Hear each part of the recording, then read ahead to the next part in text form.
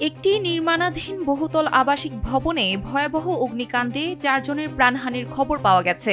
বুধবার স্থানীয় সময় দুপুরের পর হঠাৎ করে আগুন ছড়িয়ে পড়লে মুহূর্তেই পুরো ভবনটি দাউ দাউ করে জ্বলে ওঠে।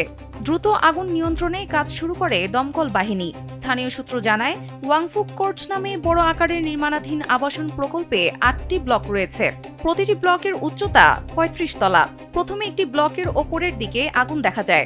নির্মাণ কাজে ব্যবহৃত বাঁশের স্ক্যাফোল্ডিং থাকায় আগুন দ্রুত নিচের দিকে ছড়িয়ে পড়ে। পরে পাশের টাওয়ারগুলোতেও আগুনের লেলিহান শিখা ছড়িয়ে যেতে থাকে। এ সময় সৃষ্টি হওয়া ঘন কালো ধোঁয়ায় চারপাশ অন্ধকার হয়ে পড়ে। দমকল কর্মীরা পৌঁছে কয়েক ঘন্টার চেষ্টার পর আগুন নিয়ন্ত্রণে আনতে সক্ষম হন। কর্তৃপক্ষ জানায়, নিহতদের মধ্যে একজন দমকল কর্মীও আছেন। সামাজিক যোগাযোগ মাধ্যমে ছড়িয়ে পড়া ভিডিওতে দেখা যায়, উঁচু ভবনের দেয়াল বেয়ে নিচে নেমে আসছে আগুন, যা দেখে নেটিজেনরা আতঙ্ক প্রকাশ করেছেন। অগ্নিকাণ্ডের উৎস সম্পর্কে এখনও নিশ্চিত কোনো তথ্য দেয়নি কর্তৃপক্ষ।